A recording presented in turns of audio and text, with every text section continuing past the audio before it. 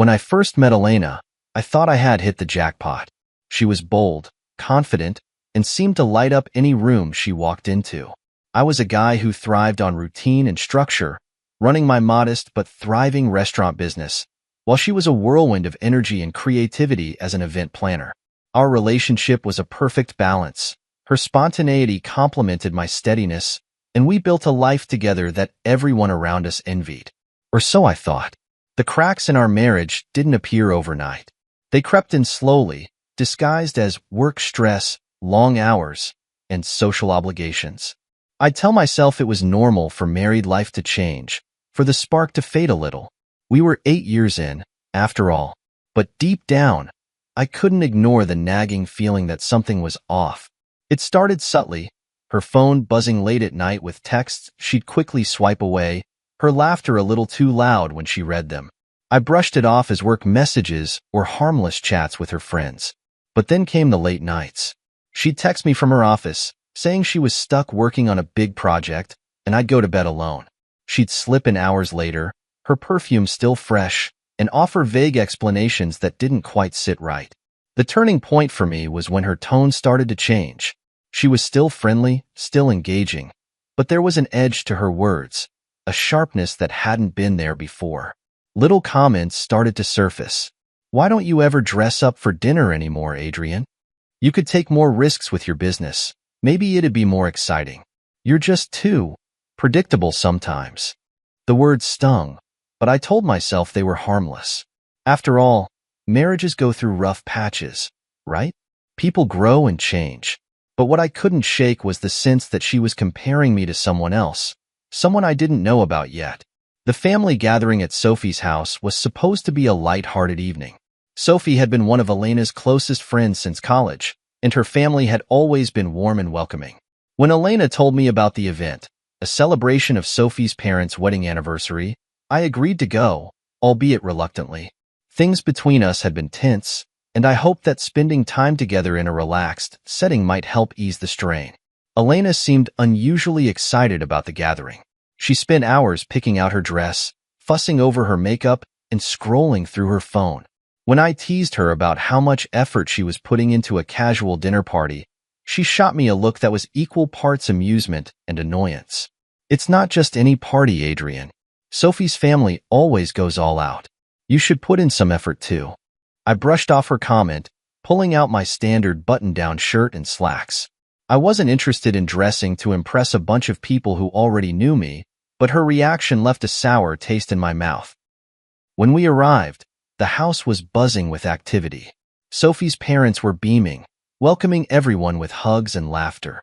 I greeted familiar faces, forcing myself to smile even as I noticed Elena immediately gravitating toward a small group in the corner of the room. Among them was Eric, tall, well-dressed, and wearing that smug grin that I already hated. I'd met Eric a few times before, always at events Elena had planned. He was the kind of guy who thrived on attention, charming everyone in the room while managing to make you feel inferior in subtle, almost unnoticeable ways. Tonight, he was in his element, and my wife seemed to orbit him like a moth drawn to a flame. As the evening unfolded, I tried to ignore the sinking feeling in my chest. I chatted with Sophie's brother, Marcus, who was always good for a laugh, and caught up with some of the older guests. But every time I glanced across the room, there she was, laughing at Eric's jokes, her hand lightly brushing his arm, her face glowing in a way I hadn't seen in months. By the time dinner was served, I was wound tighter than a spring. I told myself to calm down, that I was imagining things. But the look on Eric's face when he caught me staring at them told me everything I needed to know. Something was happening. And for the first time, I wasn't sure if I could pretend it wasn't. Eric was the kind of man who made an impression, whether you wanted him to or not. From the moment I first met him, something about him rubbed me the wrong way. He was tall, athletic, and exuded a confidence that bordered on arrogance. He always seemed to have the perfect thing to say, the kind of charm that drew people in effortlessly. For some, he was magnetic. For me, he was a walking red flag. I first heard about Eric through Elena, casually mentioned during one of her post-work stories. At the time, I didn't think much of it. She was an event planner, and meeting new people was part of the job. But then his name started coming up more often. Eric had this great idea for the gala, she'd say, or Eric's so good at handling difficult clients. At first, I brushed it off as professional admiration. But as the months went on, it became clear that Eric wasn't just a coworker. He was someone who had wormed his way into Elena's personal life. She'd come home glowing after events he attended, laughing at his jokes long after the evening had ended. I'd ask her about her day, and somehow, it always circled back to him. The first time I met Eric in person was at one of Elena's company parties. He introduced himself with a firm handshake and an easy smile, the kind of guy who knew exactly how to make a good first impression. "You must be Adrian," he said, his voice smooth and practiced. "Elena's told me so much about you." "Likewise," I replied, my tone polite but cool. There was something about the way he looked at me, like he was sizing me up, calculating how much of a threat I was. Throughout the night, I noticed how easily he commanded the room. People gravitated toward him, hanging on his every word. And then there was Elena, standing at his side, laughing at his jokes like they were the funniest thing she'd ever heard. It was like I wasn't even there. I told myself I was being paranoid, that I was reading too much into it. But deep down, I knew. Eric wasn't just some harmless coworker. He was something else entirely. Over time, the signs became harder to ignore. Elena started spending more late nights at the office, always with the same excuse. "We're wrapping up a big project." Eric's pushing everyone hard, but it'll be worth it. She became more protective of her phone, keeping it face down on the table and quickly swiping away notifications whenever I walked into the room. I'd ask her about it, and she'd wave me off. "It's just work," she'd say, but the tension in her voice told a different story. Then there was the way she started dressing. Elena had always taken pride in her appearance, but now there was an edge to it. Tighter dresses, higher heels, and a level of effort that didn't feel like it was for me. When I complimented her, she'd smile, but it felt distant, like she was brushing off my words. The dinner party at Sophie's house was supposed to be a neutral ground, a chance to relax and connect with friends. But the moment we arrived and I saw Eric standing in the corner, I knew it was anything but. Eric greeted Elena with a warm hug, his hands lingering just a second too long on her waist. She laughed and brushed it off, but my stomach churned. When he turned to me, his smile was polite but hollow. "Adrian," he said, extending his hand. "Good to see you." I shook his hand, my grip firm, and replied curtly, "Eric." For the rest of the evening, he hovered around Elena like a shadow. Every time I turned around, there they were, laughing, whispering, sharing private jokes. It felt like I was watching a performance, one where I was the unimportant side character no one noticed. At one point during dinner, Sophie's brother Marcus leaned over to me and said, "Eric's always been charming, hasn't he?" I glanced at him, catching the knowing look in his eyes. "Is that what we're calling it?" Marcus smirked. "Let's just say he has a way of pushing boundaries." The comment hung in the air, heavy with implication. I wanted to ask more, but before I could, Marcus was pulled into another conversation. His words, however, stayed with me. As the evening went on, my frustration grew. I watched as Eric dominated the room, basking in the attention of Elena and everyone else. I could feel the tension building in my chest, a storm waiting to break. And yet, I kept my composure. For now. But deep down, I knew this wasn't sustainable. Eric was crossing lines, and Elena was letting him. It wasn't just disrespectful, it was humiliating. I didn't know what I was going to do yet, but one thing was clear. I couldn't ignore it any longer. Something had to give. And soon. The drive home after that first uncomfortable encounter with Eric was tense. Elena sat beside me, scrolling through her phone, her face lit by the glow of the screen. She was humming softly, clearly in a good mood. Meanwhile, I gripped the steering wheel tightly, my jaw clenched. The image of her laughing at Eric's jokes, her hand brushing against his arm, played on a loop in my mind. "You were quiet tonight," she said suddenly, breaking the silence. I glanced at her, trying to keep my voice steady. "Just tired, I guess." She nodded absently, her eyes still fixed on her phone. I wanted to ask her outright, about Eric, about what was really going on, but I didn't. Not yet. I wasn't ready for the answer.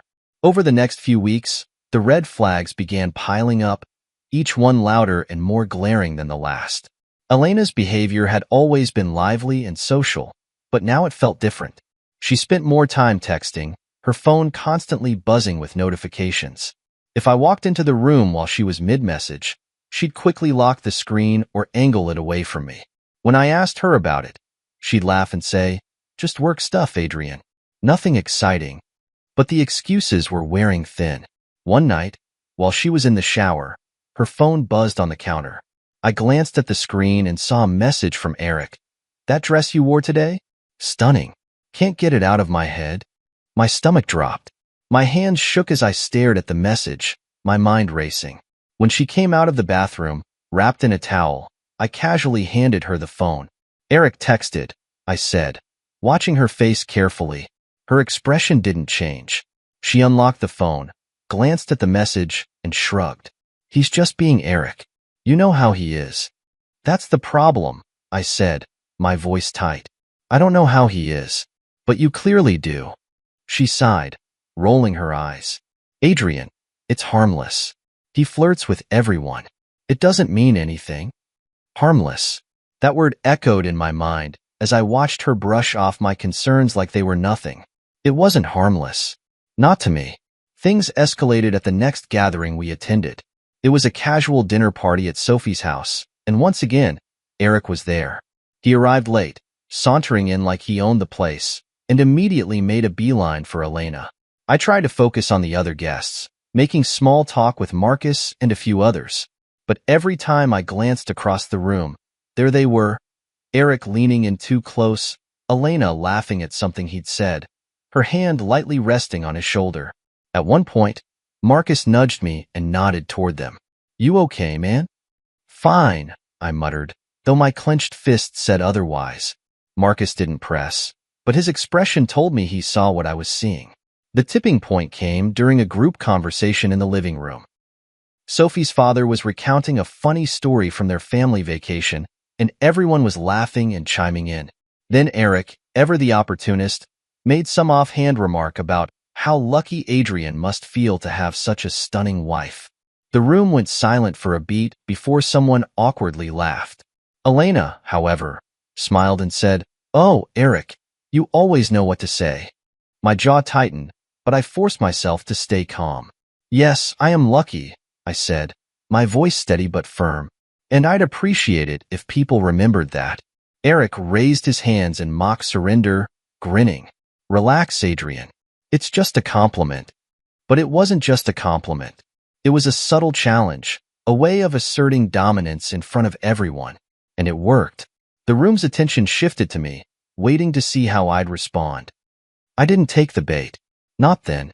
On the drive home, the tension between Elena and me was palpable. She kept glancing at me, her expression a mix of irritation and guilt. "You didn't have to be so rude to Eric," she said finally. I gripped the steering wheel tighter. "Rude? Are you serious?" "He was just being nice," she argued. "You're overreacting." "Overreacting?" I shot back, my voice rising. "He's blatantly disrespecting our marriage, and you're letting him. Do you even care how that makes me feel?" She didn't respond, staring out the window instead. The silence was deafening. That night, as I lay awake in bed, I realized something important. Elena wasn't just letting this happen. She was choosing to let it happen. Whether she realized it or not, she was giving Eric permission to cross boundaries, and in doing so, she was crossing them too. I didn't know how much more I could take, but one thing was certain. I wasn't going to let this continue. Not without a fight. The night it all came crashing down started innocently enough. Just another dinner party at Sophie's house. At this point, I had become numb to the constant unease that seemed to follow me and Elena everywhere we went. Her growing attachment to Eric was like a shadow that loomed over every conversation, every glance, and every moment we shared. But tonight, that shadow would finally come into the light. As we arrived, the house was buzzing with laughter and chatter.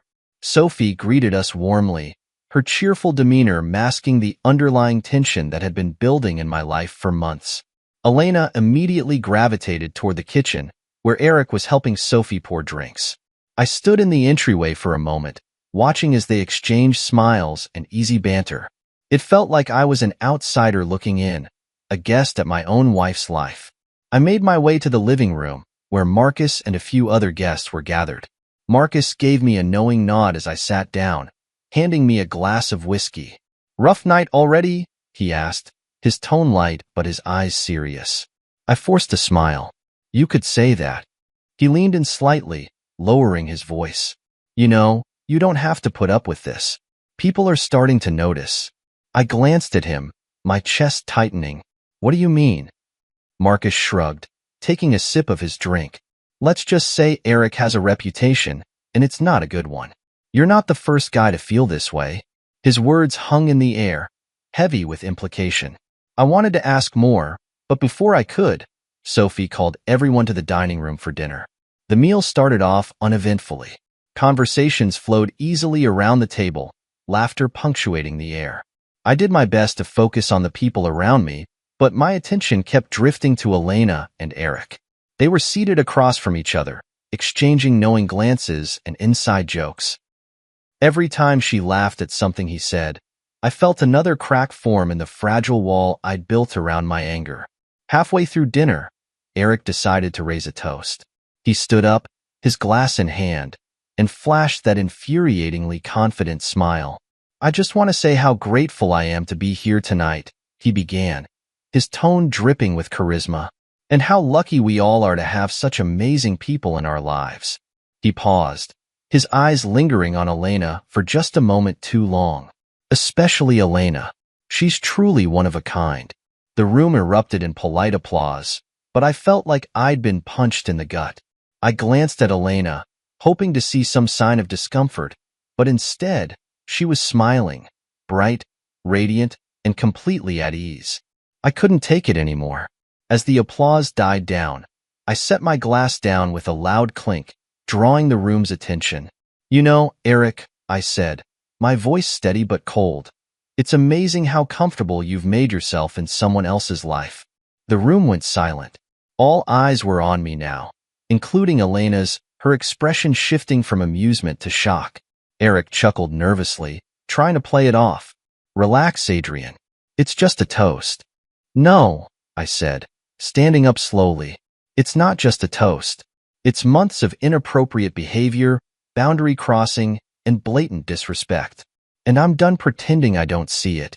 Elena's face turned pale, her eyes darting between me and Eric. "Adrian, stop," she said, her voice low and urgent. But I wasn't stopping. Not this time. "I see the way you look at her," I continued, pointing at Eric. "I see the texts, the late-night calls, the so-called work meetings. Do you really think I'm that blind?" Eric's smug smile faltered, but he quickly recovered. "You're being ridiculous," he said, trying to laugh it off. "Elena and I are just friends." "Friends?" I scoffed, my voice rising. "Is that what friends do? Undermine a marriage? Flirt in front of the husband? Push boundaries until there's nothing left to push?" The tension in the room was suffocating. No one dared to speak, their eyes darting between me, Elena, and Eric. Finally, Eric stepped forward, his smugness giving way to indignation. "Maybe the problem isn't me," he said, his tone sharp. "Maybe the problem is you." That was the moment everything snapped. The months of frustration, betrayal, and humiliation boiled over, and before I could stop myself, I lunged at him. The room erupted in chaos as chairs scraped against the floor and voices shouted in panic. It wasn't just about Eric anymore. It was about reclaiming my dignity, my sense of self, and the life I'd let slip through my fingers. By the time the dust settled, Eric was sprawled on the floor, his face bloodied and his arrogance shattered. As security was called and guests whispered in hushed tones, I looked around the room, my breathing heavy. Every cheer, every laugh, every smug look was gone, replaced by stunned silence. And for the first time in months, I felt like I could finally breathe. The aftermath of that chaotic night was like the calm after a storm, deceptively quiet but heavy with unspoken words and lingering tension. I walked out of Sophie's house without looking back, my fists still clenched and my chest heaving. Elena didn't follow me, and I didn't care. At that moment, I needed space to breathe, to think, and to process what had just unfolded. I ended up at my brother Liam's house, a place I hadn't visited in weeks. He opened the door with a confused look, his brow furrowed as he took in my disheveled appearance. "What the hell happened to you?" he asked, stepping aside to let me in. "Let's just say I finally had enough," I replied, collapsing onto his couch. "Eric won't be smirking for a while." Liam raised an eyebrow but didn't press. Instead, he handed me a beer and sat down across from me, waiting for me to speak. Over the next hour, I told him everything. How I'd been feeling for months, the growing distance between Elena and me, and Eric's constant presence in our lives. By the time I finished, Liam looked both furious and concerned. "You should have come to me sooner," he said, shaking his head. "This isn't something you should have dealt with alone." "I didn't want to admit it," I admitted, staring at the floor. "I didn't want to believe my marriage was falling apart." Liam leaned forward, his voice firm. "Adrian, this isn't just about your marriage. This is about your self-respect. You can't let people treat you like this, especially not the woman you married." The following days were a blur. I stayed at Liam's house, refusing to answer Elena's calls or texts. She left voicemail after voicemail, her tone shifting from anger to guilt to desperation. "Adrian, please come home," she said in one message. "We need to talk. I need to explain." In another, she sounded more frustrated. "Ignoring me won't solve anything. You're being childish." I deleted most of them without listening to the end. When I finally decided to confront Elena, it wasn't because I wanted to hear her excuses. It was because I needed closure, answers to the questions that had been gnawing at me for weeks. I couldn't move forward until I knew the truth. I returned home one evening to find her sitting on the couch, her phone in her lap and her eyes red from crying. She looked up as I entered, relief washing over her face. "Adrian," she said softly, standing up, "thank God you're here. We need to talk." "Yeah," I said, shutting the door behind me. "We do." The conversation that followed was raw and unfiltered. For the first time in months, we laid everything out on the table. No deflections, no excuses, just the ugly truth. She admitted that Eric had crossed boundaries, that their so-called friendship had turned into something inappropriate. She claimed it hadn't gone further than flirting and the occasional stolen moment, but her words felt hollow. "I didn't mean for it to happen," she said, tears streaming down her face. "I was lonely, Adrian. We've been drifting apart for so long, and he made me feel seen." "Seen?" I repeated, my voice cold. "You think that justifies humiliating me? Letting him disrespect me in front of everyone?" She shook her head, her hands trembling. "No, it doesn't. I know I've hurt you, and I hate myself for it, but I didn't know how to stop it." "You could have chosen us," I said, my voice rising. "You could have chosen me, but instead, you chose him." Her silence was deafening. As the night wore on, I realized something.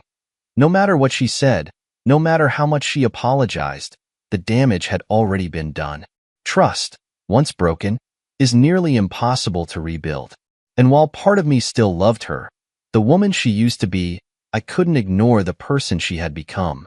"I need space," I said finally, standing up. "I can't do this right now." "Adrian, please," she begged, reaching for me. "Don't leave. Let's work through this together." But I shook my head. I don't know if there's anything left to work through. That night, I packed a bag and left again, unsure of what the future held. For the first time, I wasn't thinking about saving my marriage. I was thinking about saving myself. And while the road ahead felt uncertain, I knew one thing for sure. I wasn't going to let anyone, not even Elena, make me feel small again. The days after our confrontation were quieter than I expected. Too quiet, in fact. It wasn't the kind of silence that brought peace. It was the kind that felt like the air before a storm, heavy and suffocating. I stayed at Liam's house, trying to focus on work and the mundane tasks of daily life. But my mind kept drifting back to Elena. She hadn't reached out again since that night. Her absence from my phone was almost more unsettling than the barrage of messages I'd gotten before. It was as if she'd finally realized I wasn't coming home anytime soon, and the weight of that realization was starting to settle in. Liam, ever the supportive brother, gave me space but kept an eye on me. One evening, as we sat on his back porch nursing beers, he broke the silence. "So," he began, his tone casual but probing, "what's the plan?" I stared out into the dark yard, the cool night air doing little to ease the heat of my thoughts. "I don't know," I admitted. "I still can't wrap my head around it. I trusted her, Liam, and now, I don't even know who she is." Liam nodded, taking a slow sip of his beer. "You know, trust isn't something you just hand out. It's built, piece by piece. And when someone tears it down, well, it's hard to rebuild. The question is, do you even want to try?" I didn't answer right away. Instead, I let his words sink in, the truth of them stinging more than I cared to admit. The next day, I decided to get some clarity, not just about Elena, but about the man who had caused so much chaos in our lives. Eric. I reached out to Marcus, Sophie's brother, who had always been more observant than he let on. We met at a local cafe, and as soon as we sat down, he leaned forward, his expression serious. "Adrian," he said, his voice low, "I've been waiting for you to reach out." "What do you know?" I asked, my tone direct. Marcus sighed, running a hand through his hair. "Eric's not a good guy. He's charming, sure, but he's also manipulative. He has a history of getting involved with women who are already in relationships. It's like a game to him, seeing how far he can push things before it all falls apart." "Does Sophie know?" I asked, my stomach twisting. Marcus nodded grimly. "She does. She's warned Elena. But, well, it seems like Elena didn't want to hear it." The weight of his words hit me like a punch to the gut. I had suspected Eric was trouble, but hearing it confirmed made everything feel more real, more devastating. Fueled by anger and a desperate need for closure, I decided to confront Eric directly.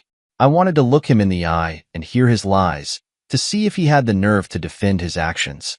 I showed up at his office unannounced, my heart pounding as I walked through the sleek, modern lobby.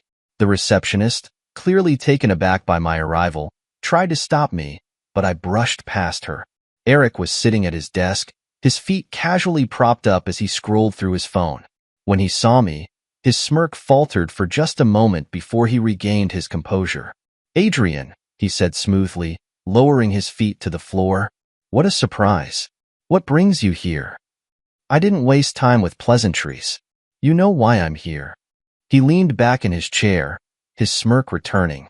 "I assume this is about Elena. Look, man, I get it. It's tough when someone else can offer her things you can't." The arrogance in his voice was like gasoline on a fire. "You think this is a joke?" I growled, stepping closer. "You think you can walk into someone's life, destroy their marriage, and get away with it?" Eric stood, his smirk now replaced with a defensive sneer. "I didn't destroy anything, Adrian. If your marriage was so strong, she wouldn't have come to me." The words cut deep, but they also fueled my resolve. "You're a coward," I said, my voice low but steady, "hiding behind charm and manipulation, tearing people down to make yourself feel powerful." For the first time, Eric looked genuinely uncomfortable, but before I could say more, a security guard appeared in the doorway, called by the receptionist I'd brushed past earlier. "Sir," the guard said firmly, "I need you to leave." I took a step back, my eyes locked on Eric. "This isn't over," I said, my voice cold and certain. As I left, I felt a strange sense of relief. I hadn't gotten the resolution I wanted, but I had stood my ground. Eric might have thought he'd won, but I wasn't done fighting, not for my dignity and not for my future. The confrontation with Eric left me feeling oddly calm, like a storm had finally passed. But the aftermath lingered like the scent of rain on asphalt, a constant reminder of the chaos that had unfolded. As much as I wanted to put it behind me, the fallout had only just begun. The first real sign of the fallout came 2 days later when Elena showed up at Liam's house unannounced. I heard the doorbell ring in Liam's low, annoyed voice before I saw her standing in the doorway, her face pale and drawn. "Adrian," she said softly, her voice shaky. "Can we talk?" Liam glanced at me, his eyebrows raised as if to ask, "Are you sure about this?" I nodded. "It's fine," I said, standing and walking toward the door. "I'll handle it." We stepped outside onto the porch, the cool evening air wrapping around us. Elena crossed her arms, looking anywhere but at me. "I heard about what happened," she began. "At Eric's office." I leaned against the porch railing, my expression blank. "And?" she sighed, running a hand through her hair. "Adrian, this has to stop. This anger, this need to fight everyone. It's not going to fix anything." I laughed bitterly. "You're seriously going to lecture me about fixing things? After everything you've done?" Her eyes flashed with guilt, and she looked down at her feet. "I know I've made mistakes," she admitted. "I know I hurt you. But this isn't just about us anymore. Eric's threatening to escalate things." That caught my attention. "Escalate how?" "He's talking about filing a restraining order," she said quietly. "And he's considering suing you for assault." I clenched my fists, my jaw tightening. "Let him try. I'll counter with every piece of evidence I've gathered about his harassment, his manipulation, everything." "Adrian," she said, stepping closer, her voice desperate, "I don't want this to get uglier than it already is. Please, for both our sakes, let it go." Her words hung in the air, and for a moment, I felt the weight of everything pressing down on me. The betrayal, the anger, the endless cycle of confrontation and fallout. But as much as I hated the idea of letting Eric walk away unscathed, I couldn't ignore the toll this was taking on me. "I'll think about it," I said finally, my voice flat. "But don't mistake my silence for forgiveness, Elena. We're far from done." She nodded, tears glistening in her eyes. "I know," she whispered. I'm sorry, Adrian, for everything." I didn't respond. I couldn't. Instead, I turned and walked back into the house, leaving her standing on the porch. Liam was waiting for me in the living room, his arms crossed and a concerned look on his face. "How'd it go?" "She wants me to drop everything," I said, collapsing onto the couch. "Says Eric's threatening legal action." Liam let out a low whistle. "That guy's got some nerve." "Yeah," I muttered. "But maybe she's right. Maybe it's time to stop fighting." Liam frowned, sitting down across from me. "You really think that's the answer? Letting him win?" "It's not about him," I said, rubbing my temples. "It's about me. I can't keep carrying this anger, Liam. It's eating me alive." Over the next few days, I started to shift my focus. Instead of obsessing over Eric and Elena, I threw myself into my work, reconnecting with clients I'd neglected during the chaos. I spent more time with Liam, who dragged me to the gym and forced me to join a local hiking group. Slowly but surely, I started to feel like myself again. But just when I thought I was finally moving on, another curveball hit. Vanessa, one of Elena's coworkers, called me out of the blue. We'd only spoken a handful of times at events, so her call caught me off guard. "Adrian," she said, her voice hesitant, "I think you need to know something." "What is it?" I asked, my heart sinking. "It's about Eric," she said. "He's been spreading rumors about you and Elena at the office, saying you're unstable, violent, that you can't handle the truth about their relationship."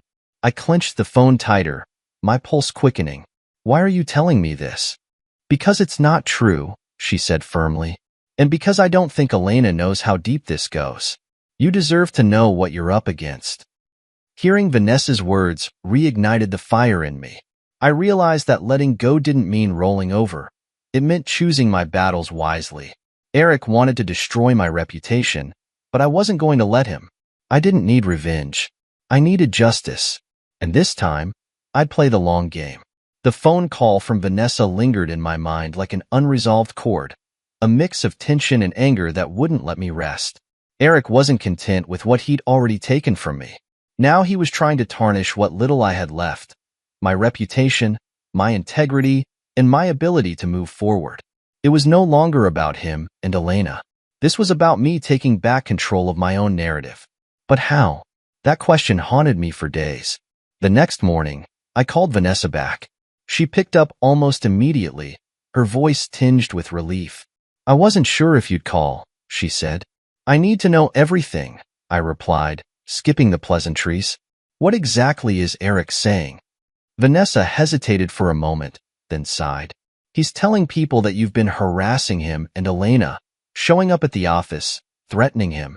He's spinning the story to make it seem like you're unstable and violent.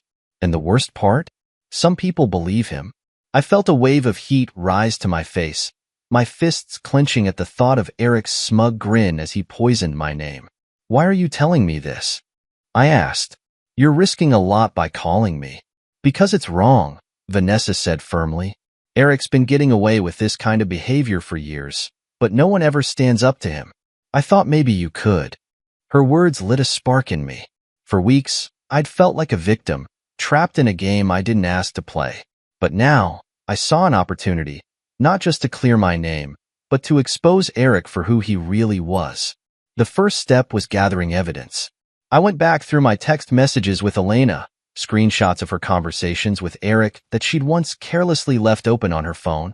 I compiled every instance of his inappropriate behavior that I could recall, piecing together a timeline that painted a clear picture of his manipulations. But I knew I needed more. That's when I reached out to Marcus. Marcus was hesitant at first, clearly uncomfortable with getting involved in what he called a messy situation. But when I explained what was at stake, not just for me, but for everyone Eric had wronged, he finally agreed. There's a lot of talk about Eric in the office, Marcus said during one of our meetings. He's crossed lines with other women too. I've heard whispers, but no one wants to come forward. Then we'll make them want to, I said, determination hardening my voice. We'll show them they're not alone. Over the next few weeks, I worked quietly but relentlessly. I connected with Vanessa and other colleagues who had stories to share about Eric. Some were hesitant, afraid of retaliation, but others were eager to finally have their voices heard.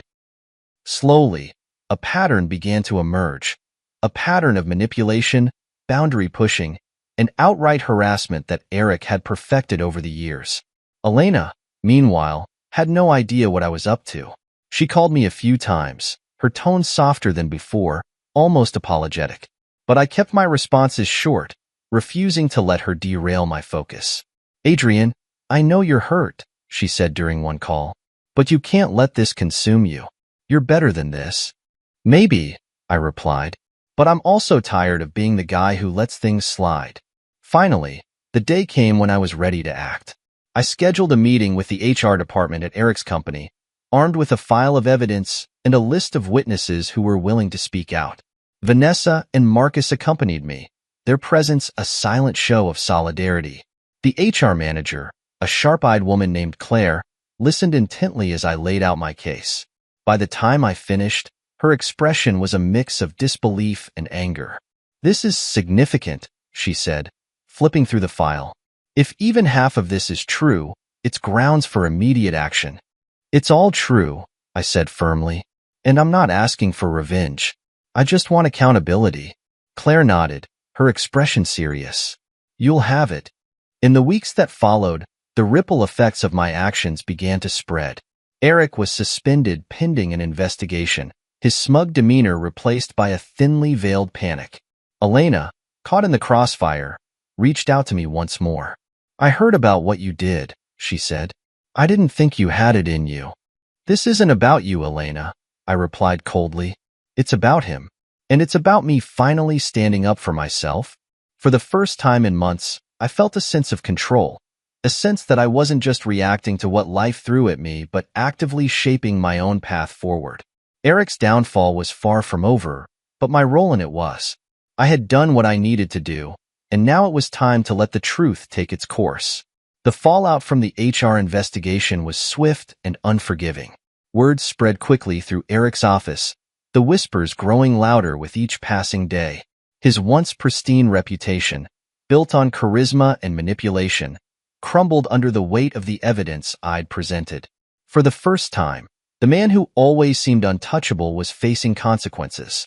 It was a strange feeling, vindication mixed with exhaustion. I hadn't done this to ruin Eric's life, though part of me couldn't deny the satisfaction of seeing him brought down. I'd done it to reclaim my own, to prove to myself that I wasn't weak or passive. And now, as I watched the ripple effects of my actions, I felt a sense of closure starting to settle in. Elena called me the day Eric was officially fired. Her voice was shaky, almost fragile, as if the weight of everything was finally catching up to her. "Adrian," she began, "I just heard the news. He's gone. Eric's gone." I leaned back in my chair, my fingers drumming against the armrest. "Good," I said simply. There was a pause on the other end, and then she let out a soft sigh. I didn't know how bad it had gotten. I didn't see it. Didn't see it, I repeated, my voice tinged with bitterness. Or didn't want to? Her silence spoke volumes. Finally, she said, "You were right about everything. About him. About me. I let this happen, and I hurt you in ways I can't take back. I'm so sorry, Adrian." The apology should have felt like a victory, but instead, it left me hollow. It was too little, too late. "I appreciate the apology," I said, my tone measured. "But it doesn't change what happened. It doesn't rebuild the trust you destroyed." "I know," she whispered. "I just wanted you to know I'm sorry." After the call, I sat in silence for a long time. Her words echoed in my mind, but they didn't hold the power over me they once might have. This wasn't about her anymore. It wasn't even about Eric. It was about me, finding a way to move forward without carrying the weight of their choices on my shoulders. Over the next few weeks, I focused on rebuilding my life. I threw myself into my work, reconnecting with clients and projects I'd neglected during the chaos. I spent more time with Liam, whose unwavering support had been a lifeline through it all. Slowly but surely, I started to feel like myself again. I still thought about Elena sometimes, about what we'd shared and what we'd lost. But those thoughts no longer felt like chains holding me back. They were just memories, pieces of a life I was finally ready to leave behind. Months had passed since the chaos of Eric's downfall and the unraveling of my marriage. In those months, I'd learned more about myself than I had in years of being with Elena. The pain, anger, and betrayal had slowly faded into the background, replaced by something I hadn't felt in a long time: peace. The divorce was finalized, and with it came a strange sense of closure.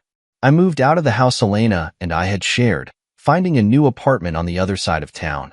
It wasn't much, smaller, quieter, but it was mine. Every piece of furniture, every painting on the wall, was something I'd chosen. It was the first time in years that I felt like I was building a life for myself, on my own terms. One evening, Liam convinced me to join him for a hike with a local outdoor group. At first, I resisted. The idea of spending hours with strangers in the woods didn't exactly thrill me. But Liam was persistent, and I owed him for all the times he'd been there for me when I needed him most. The group gathered early on a Saturday morning at a trailhead just outside the city. As introductions were made, I found myself standing next to a woman named Claire. She had a warm smile and an easy laugh, and there was something about her that immediately put me at ease. Throughout the hike, Claire and I fell into step with each other. We talked about everything and nothing: work, books, favorite places to travel. She was a teacher, passionate about her students and her work, and her grounded, honest demeanor was a refreshing change from the chaos I'd recently left behind. By the time we reached the end of the trail, I realized I hadn't thought about Elena or Eric once during the hike. For the first time in what felt like forever, I wasn't defined by what had happened to me. I was just me. Claire and I started seeing each other casually after that hike. It wasn't a whirlwind romance or some grand, dramatic affair. It was slow, steady, and real. She taught me that healing wasn't about forgetting the past, but learning how to move forward despite it. With her, I found myself laughing again, dreaming again, and feeling like I was capable of more than just surviving. One evening, as we sat on my balcony watching the sun dip below the horizon, Claire turned to me and said, "You're different, you know? You've been through something, but it didn't break you." Her words stayed with me long after she'd gone home. She was right. I had been through something that had nearly destroyed me. But instead of letting it define me, I'd used it to rebuild myself into someone stronger, someone more self-aware. As I looked out over the city lights, I realized I wasn't afraid of the future anymore. The scars of betrayal were still there, but they were a reminder of where I'd been, not a map of where I was going. With Claire by my side and my own strength to guide me, I was finally ready to embrace whatever came next. For the first time in a long time, I felt hope, and that was enough.